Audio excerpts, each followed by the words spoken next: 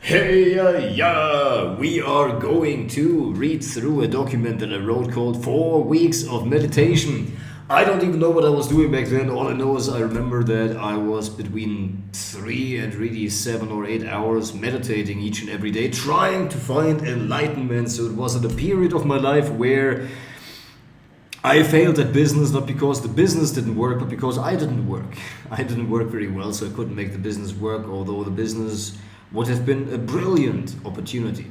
I was starting to create content and make a course in order to assist people with confidence when they have acne or acne scars, like I used to have, and in the case of the scars, still have.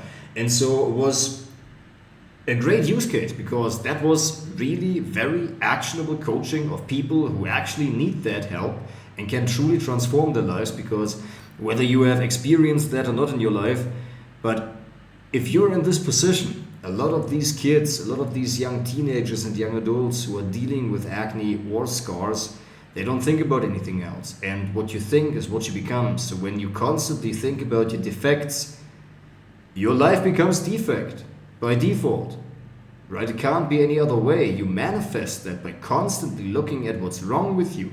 So of course you find all of those things and you don't nurture the seeds of the things that are good with you, because you could manifest both. It's just, where do you put your attention?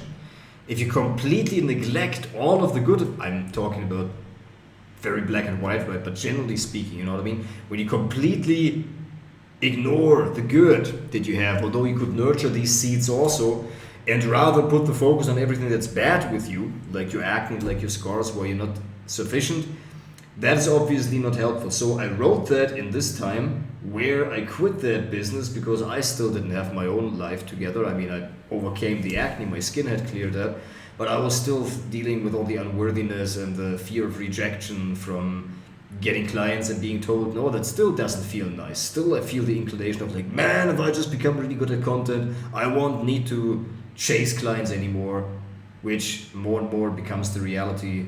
But still the times where I'm like, anyways, what am I saying anyways? Well, okay, so this is the document 4 Weeks of Meditation. As we're learning to make content, we're going to read this document like I really mean it, my commitment. I commit myself to daily meditation practice. I will practice being the observer without forcing or wanting to bring about something. I daily surrender because I know that abiding ego dissolution comes from total abiding surrender to life. I surrender to the present moment. The next 4 weeks, I commit myself to having a friendly relationship to the present moment and accept whatever arises without wanting to not have thoughts. Without wanting to not have thoughts. I don't read or write unless I feel an authentic pull towards it. I don't refrain from it ultimately, but I won't make it into another ego thing. I commit to never giving in to döner, cake, or marmalade rolls. Whenever I feel the urge, I withhold it and meditate upon it. Exactly. So here I thought, this is such a great example of where people get misled by their own understanding of how life works and how they work. Meaning, I assumed back then as well that there was something wrong with me, some kind of faulty inclination that I just had to get rid of. I didn't understand that life was pulling me towards these things for a certain kind of reason. That I will not go into right now. I'm just going to continue to read. I commit myself to not engage in any pickup activities in the next 4 weeks. Obviously, the parcels with the books that I read that arrived, I was able to and willing and allowing myself to pick that up. But no girls, of course, and that turned out to be a great piece of advice.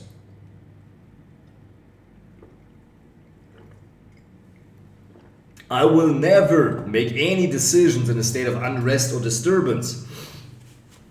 I always make decisions from a poised state and follow always an intuitive hunch rather than a verbalized thought. In a state of unrest, the decision is always to meditate. Maybe I become rested or maybe I don't. That's the practice.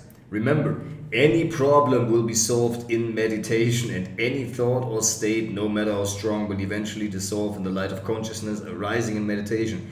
And I need to make sure that I rest sufficiently. See, that was the mistake that I made. I thought if I would just meditate enough, then I would be so calm and poised that I wouldn't feel drawn to these food items that I've just explained. But the reason why I was, for example, going for this cheap takeaway food, like the döner, like some kind of hamburger kind of thing, different, but anyway, some kind of cheap takeaway food, would be sometimes just for the walk that it would require to go there. So my body was so stored up with energy, and my mind was so, my concentration, my mental energy was so depleted because I was concentrating so much through like reading. That's all I would do. I would read spiritual books about yogic philosophy and enlightenment, and then I would sit and meditate.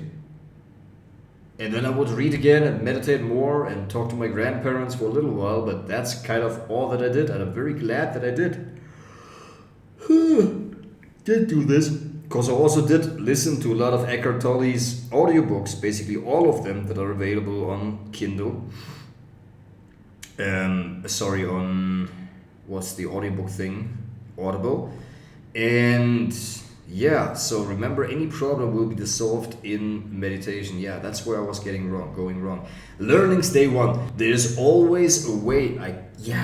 Could have I just freaking captured this and made some YouTube videos about it? My goodness.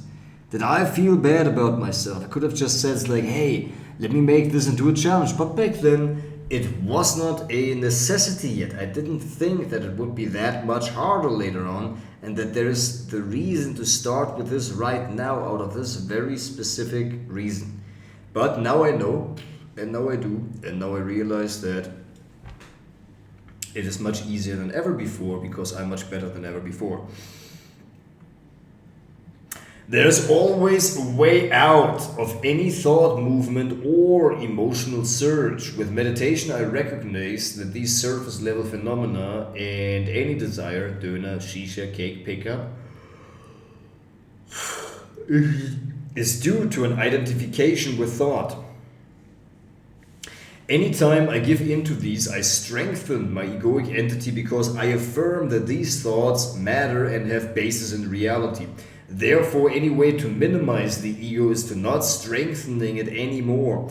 Any pattern dissolves when held in consciousness. So I at first practice to have solid abiding peace in meditation, then with eyes open, and then during whatever I do. Consciousness needs to encapsulate an egoic impulse rather than the impulse absorbing all consciousness and putting myself in it. In resisting thought, I create more thought. The way to handle that is to surrender. Allow thoughts to be there and peace comes in. Whenever I feel unease inside, the slightest unease, scratching of clothes, etc., disturbs my poise. In abiding in peace and stillness, I naturally flow towards realizations on these surface level phenomena. Life conditions don't matter. Day 2. In just being, the heaviness of the practice falls away. For practice, it needs somebody who practices, so the notion of practice itself strengthens the ego as it needs an identity that wants to get somewhere. In just being, the practice can keep going without exhaustion or tiredness.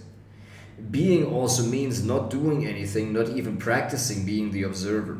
In not doing anything, I at some point will forget myself, which is a momentarily dissolution of the ego.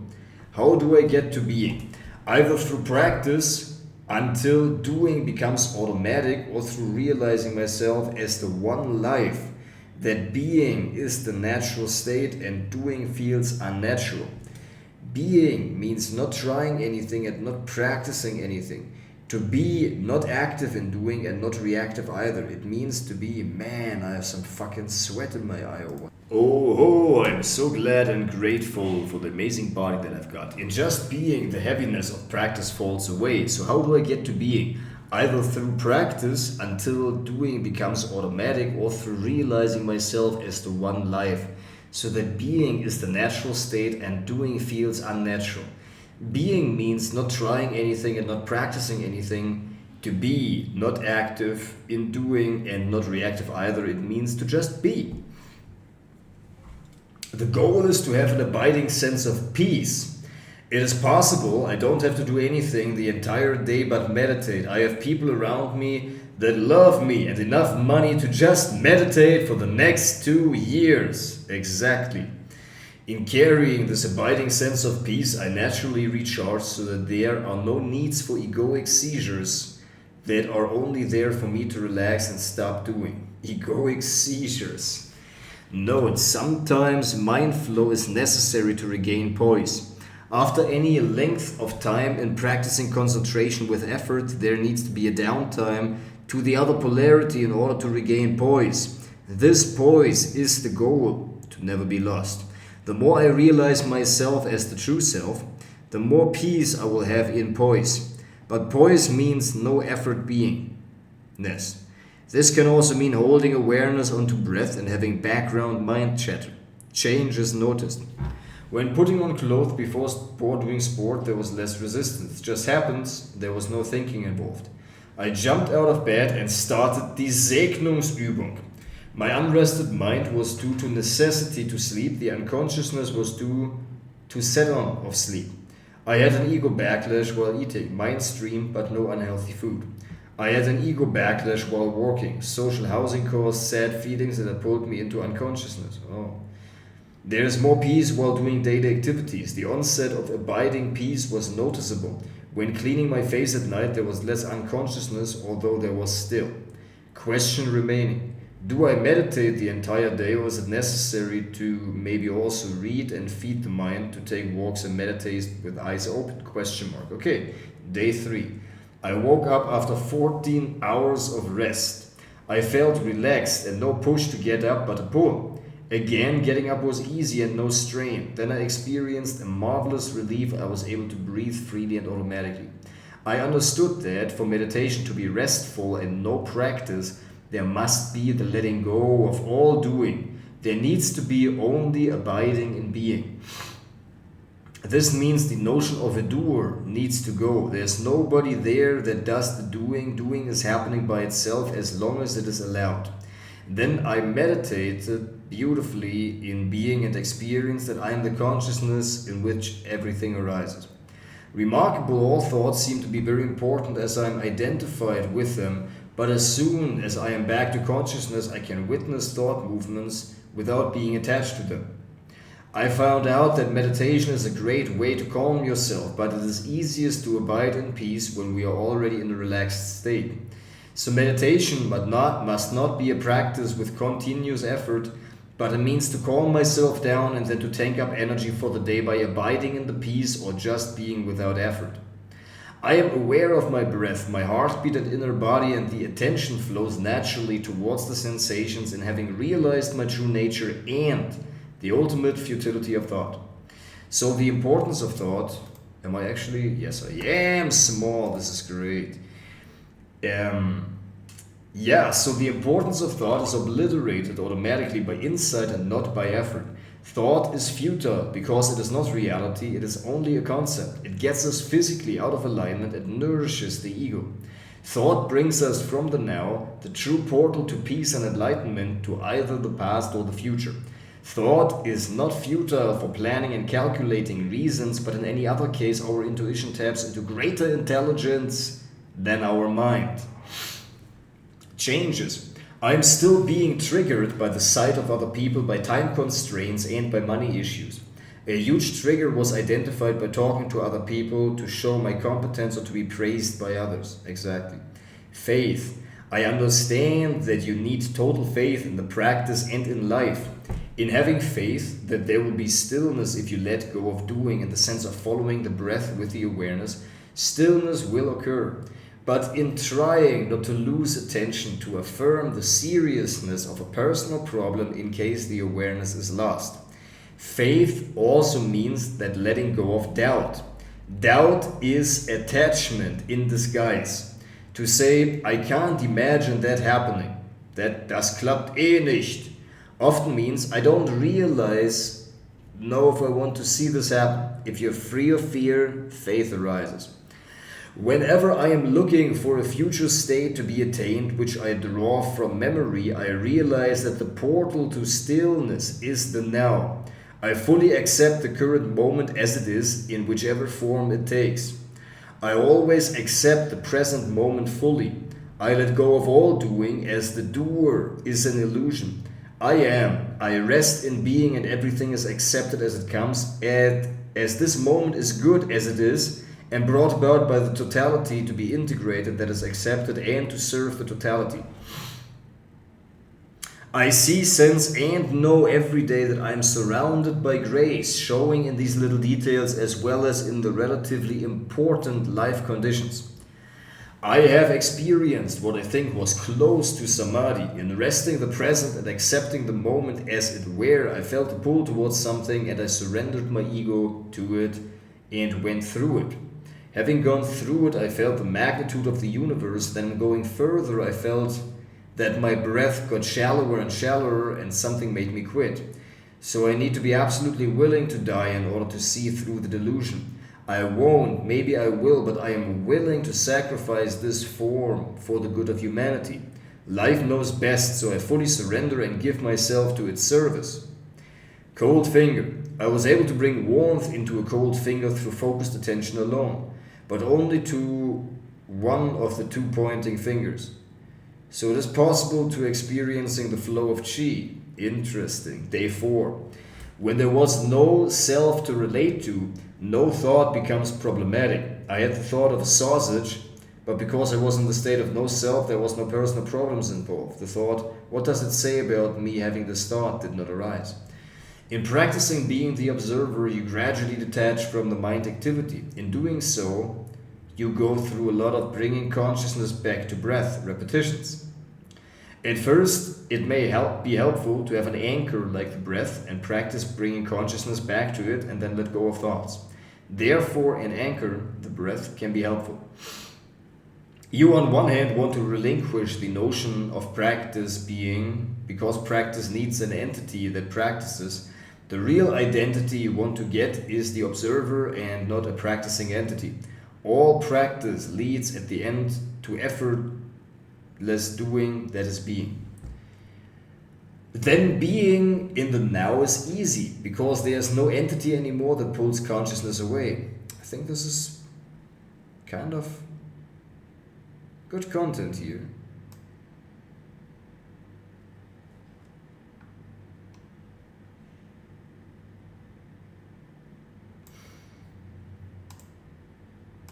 This is great.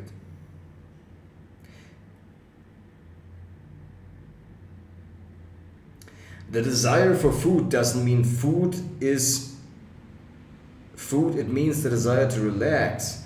So at the very first signs of cravings, I asked myself, where in the city or nature can I spend time in order to avoid another fuck up? For example, in the forest or walking through the city watching people. Sitting at the Brunnen at Leiterstraße. The desire for food always comes into play when I have exerted concentrated effort for a while and now need rest. The desire for food has been linked to a time of thought stream, and thought stream has for a long time been the only means of resting. From now on, I know that I can rest in simply being. Day 6, first day Zen monastery. Why is there the ugly smiley here? Oh, I probably was sad, I guess. First day in the Zen monastery, I was sad a lot. I was so much sad that I didn't even know I was sad. I thought I was happy until I didn't know that I was actually all sad. I always ask myself, what is my problem right now in this moment? I practice saying yes to every moment, whatever form it may take. At the end, nothing matters. My thoughts and actions clearly don't matter to the grand scheme of the universe. Surrender needs to happen naturally. I let the thoughts run in the background without identifying with them. I see that probably I enjoy walking meditation and meditating while doing something or being in nature. Might be the more appropriate form of meditation for me, everything within the right measurement. I understand that I am already enlightened. There's no other place, no other country, and no other spiritual practice, tradition, nor environment that could bring that about.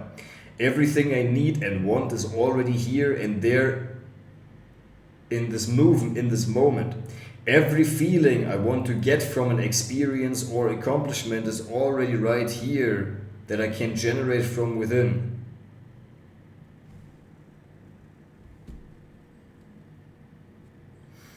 In making myself over and over conscious and aware that I am the observer, the witness, I clearly see all my egoic thought tendencies. They are mostly the desire for praise, other people telling me how great I am, or the fear of failure or doing something wrong. Great. Great. Great. Violence or getting angry. In short, activating my own pain body or fantasies about another person getting mad at someone or feels offended. Memories of happy days and expectations for the future. Planning for the future, especially for money issues. Telling other people my knowledge. Day 7, second day, Zen monastery. Letting go of the ego means to forget oneself in being absorbed in the moment, in stillness, without any trigger for self-reference. The sense of self gets out of consciousness. You are so in your body that you forget to think, such as you are sometimes so absorbed by the mind that you forget your body. Great piece of content. Very, very good. Nice. Nice. After every time length of exerting effort, I need another length of time to recover by going into the other extreme. So by concentration with willpower, I need to restore that by giving into indulgements or other thought streams where I lose awareness. This happened while counting my breath. After every time length of exerting effort, I need another length of time to recover by going into the other extreme. So by concentration with willpower, I need to restore that by giving into indulgements or thought streams where I lose awareness. This happens while counting my breath. I am in the being of asking myself, to whom is this thought arising? And then, who am I? I am hurried when eating or when I am walking and leading the group with the sticks passed on to me, or when working. So I practice this awareness more during my everyday life. Also unease when afraid of disturbing people. Typing with Stefan when wanting to rest beside me. E.g. typing when Stefan wanted to rest beside me. Got it. Zen means doing one thing at a time. This is also to drink and chew only. Don't open the fridge while eating. Don't stand up and don't open the garbage bin while drinking. I'm doing one thing at a time. Actions displaying a quiescent mind. Feedback onto the source of action, what arises in consciousness. I have experienced resting by being alone. No effort, no counting breath, no practice being the observer, etc. I let everything that arises be as it is. At one point, I may feel my attention rests naturally on the breath alone. In the background, there may be chatter. But these thoughts don't pull me away anymore. They are so much more identified with. They are not so much identified with. I also can relax in writing down my thoughts. This is a creative thought stimulation process and is great to keep the mind at rest. I actually want to be productive and make the most of my time. Even when I am now practicing my spirituality and must not spend my time lightheartedly, I maybe want to try that. I basically have these choices on what to do. Sitting meditations, being, e.g. contemplating a Räucherkerze, going for a walk, write and read. Say this, Räucherkerze. Yeah, exactly. I actually love the feeling that comes when I exhaust myself and the rest that I am taking after that, whether I have accomplished something or not. I feel it is very hard to exhaust myself when I am by myself in the room. I could go to the gym or swimming, but to get over your limits that you set yourself is always involving willpower wherever regimen from external, like a coach shouting at you or a Zen training regime, can be surrendered to. Habitual question when thinking and being absorbed. What is my problem right in this moment? Habitual question when witnessing the mind stream. To whom has this thought arisen? Who am I? Day 8, last day of Zen. Thought is the objectification of mass energy in the mind. In manifesting, the object in the mind of existence is declared for real. So thought gives rise to separation in the sense that A mass of energy is taken and objectified so that it is perceived as separated. The relationship with what is perceived is thought, and therefore the objectified and made into a concept. As the thought, that is the object, arises in the mind, there is separation. And in there being an object, there must be a self that it relates to. So our evolutionary inclination is to make sense of the world and figure out a relationship to what is perceived in order to use that which is perceived for our survival. At first, that might have been only remembering the things having used in the past and reliving a past as an emotional memory, or visualizing using, for example, a rock in order to make a blade out of a stone. In calculating this process in the mind, you need to make what is perceived into a mental object and reduce it to a bundle of qualities that relates to you. For example, has a hard side, harder than stone. I want to make a blade out of what does not burn, and so on. And the relationship between what is perceived is calculated. In prehistoric times, this may have worked well, as there was not so much to be related to. But in our times, everything we perceive can be related to ourselves, so either history or future, by using emotional triggers. These are very primal triggers like fear or survival, or the sex instinct, which relates to oneself in the sense of survival. Then, as we relied on others for survival, when we were not only the mere suppliers for ourselves, not the object, berries, stones, etc., were deemed important, but now the humans that our very survival is dependent upon. If the king makes a decision that can affect my life and that of my family, I might better calculate what he is about to do. Suddenly, not only the people but their reactions and opinions about us were important for the decisions to support us and thus our survival. So a mind-made sense of self with qualities has formed in order to calculate what is liked and therefore repeated or disliked by others whom our survival depended upon, as our parents or authority figures, as teachers, etc. Then gradually more and more things could be related to the self, and our survival depended more and more on others, and gradually there was no stillness anymore, only thought-provoking triggers. The more artificial the work became, the more triggers arose. In our recent cultural conditions, where people have completely lost touch with nature and their nature, the whole industry has formed to cater artificial needs for those being totally identified with their form of their minds. This is entertainment, the news industry, and in many ways that cater more for the needs of the feelings are not sufficient. Then there is also the Stellvertreter ego. This is one aspect of total identification with the mind that has no foundation in the relationship to one's survival. For example, if someone drives too close to another person and then are triggered, your attention is grasped and you would feel insulted if somebody drove so close to you. This is the madness of constant overstimulation through triggers in daily life, that the ego feels the urge to renew itself constantly and seek relationship to the self even when there actually is none. I make sure that I am doing the best that I can. Exactly, always. Yeah, this is great, man. This is absolutely pristine content. Yeah, bro. Exactly. Decent. I make sure that I know I am doing nothing is the best that I can do. That I make sure I know that doing nothing is the best I can do. That's profound. I mean, it is profound. It can also be misunderstood, because doing nothing is indeed what I did for a long time. I did a lot of things, but not the real nothing that this remains and pertains to. Okay. Because then I am open for life to work through me as a channel. Then I am ready when the impulse strikes, and it may or may not.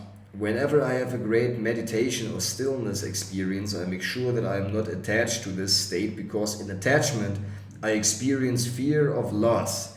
And this attachment only comes about by the ego wanting to control and enhance the sense of self through abiding in this state. Whatever changes on the surface, your true self stays untouched, yet it may get covered periodically. I have experienced that the peace that I am looking for can only be experienced in this moment. So in being fully in this moment, the peace abides. And in dropping out the peace, then there's also acceptance.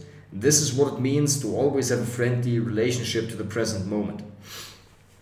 The biggest breakthroughs through session was that I was able to accept everything that came. No matter whether I was thinking or still, everything was accepted. So the secondary judgment of thoughts being wrong disappeared. Whenever I feel anxious, bite my nails, or getting angry, I know that I am not saying yes to the present moment as it is, that I have secondary judgments about my thoughts. These judgments or thoughts come about because there used to be the egoic desire to be a still person, the ideal image that has been incorporated into the self-image. Progress, this is great content. I'm gonna do a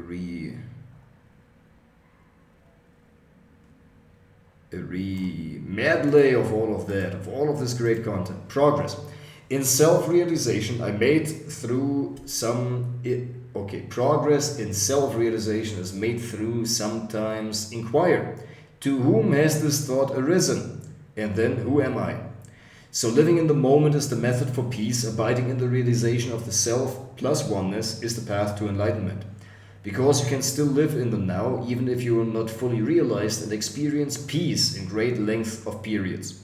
Realization and oneness are needing for abiding enlightenment, and also living in the moments can be done even when the ego is dormant. I can live in the moments through training, but still have fears when it comes up to approaching women. Dormant is a great word that goes into my vocabulary like jewelry. Vocabulary like jewelry. Let's go. This is absolutely fantastic.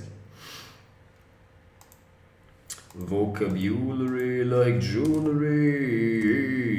Dormant. You're not a dormant doormat, are you? Right? That goes into the puns. Into the puns. You're not a dormant doormat, are you? You're not a dormant doormat, are you? Are you, mate? You're not a dormant doormat, are you, mate? Right, that's great. All right. Easy.